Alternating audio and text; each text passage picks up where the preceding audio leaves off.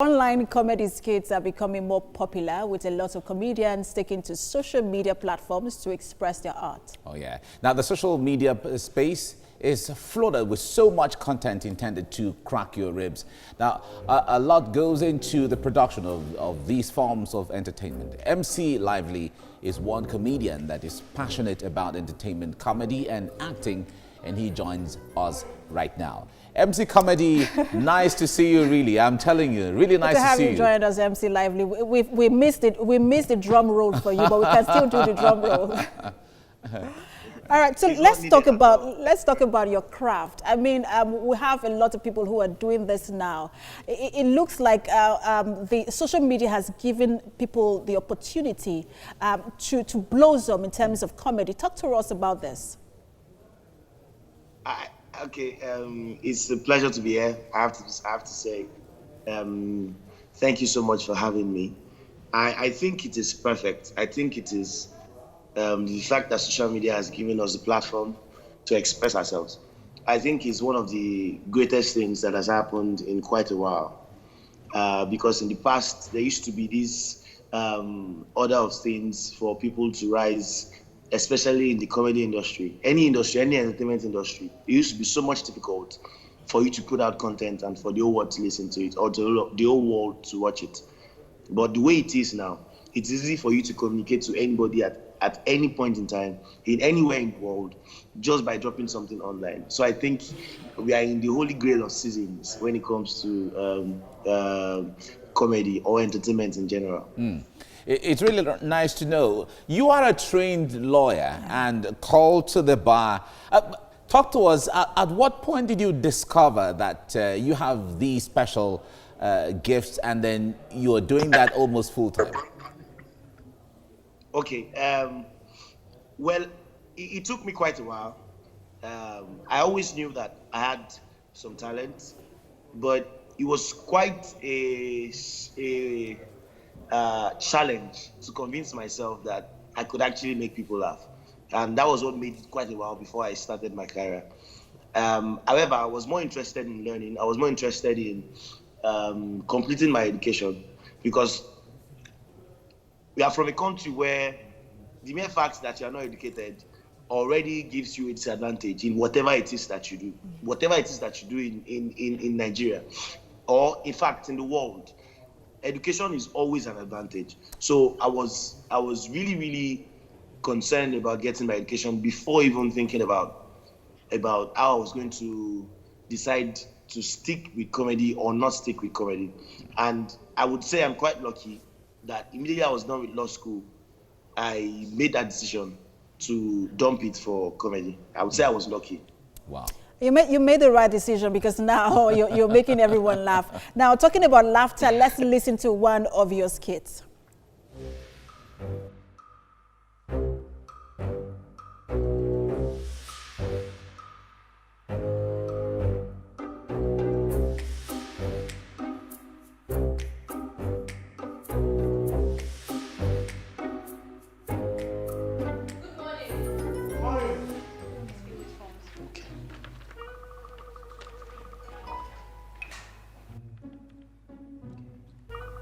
Sorry, Oma.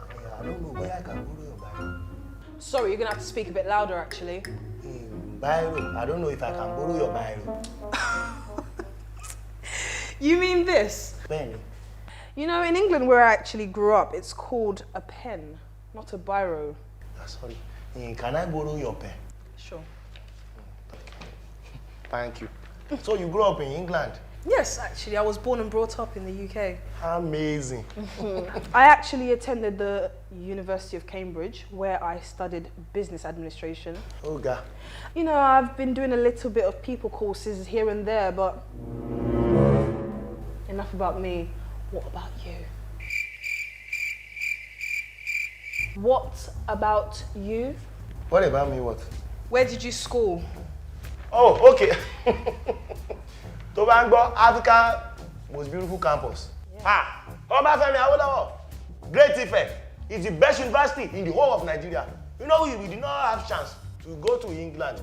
But you see, in this Nigeria like this, we are local champion. Oh, Great Ife. Great. I use CCS there. Although it's a 5-year course, but I use CCS because strike and all this.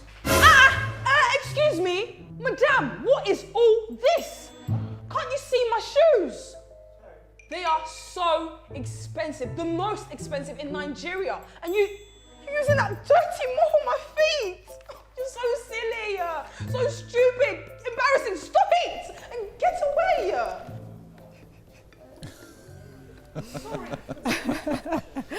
All right, that was hilarious.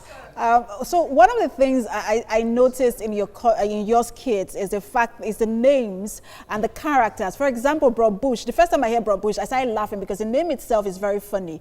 How do you pick names and then the characters, create the characters? Oh, okay. So for my friend Bro Bush, his name is Labush actually. He named himself Labush, which means the mouth because he talks a lot. So I've known him from way back in OAU in school. So when he's my junior, so for 2 years after me, that's when he went to law school.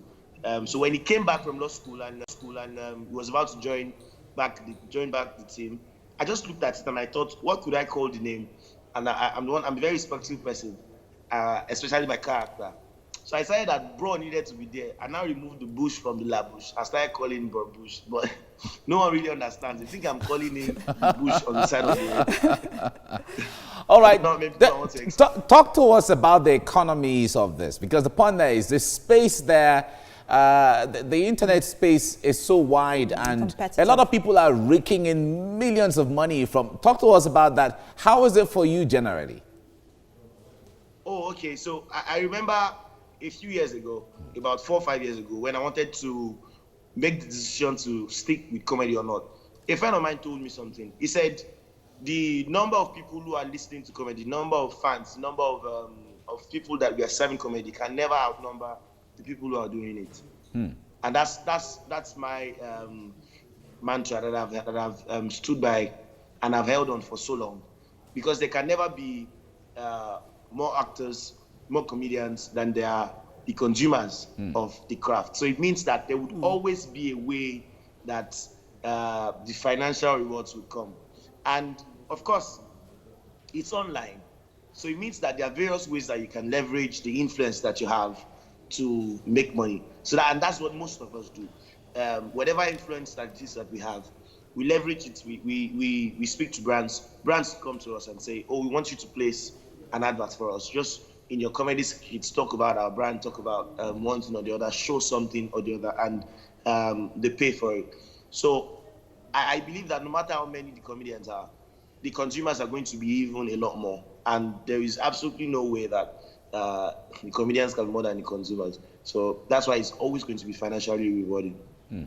So in your line of business, content is good, and that's what you're doing, but you also want to ensure that people are not bored, so you don't stick to the same script. So how do you come up with something different all the time? So that's the most challenging part of what we do, because we're trying to, for instance, me as a person, more than just an actor, I'm also a comedian, and it means that as I'm trying to work on my skits, I'm trying to work on my performances on stage, I'm trying to work on my emceeing, I'm trying to work on the movies I'm trying to get out, my podcast. So there is a lot of things that we're trying to do. And for me, these experiences in the various instruments various expressions that I'm putting out, they help me create new experiences, new stories each time. Plus, I have a team. I have a team of 2 writers, and also a couple of people who we put heads together and we come up with scripts almost each and every time. Even my videographer is one of the people who are on the team. So it's a joint work. It's a teamwork. No one can do it alone. All right. That's really interesting to know. But before I let you go now, do you have at the corner of your mind anywhere, do you think that someday you're still going to practice law?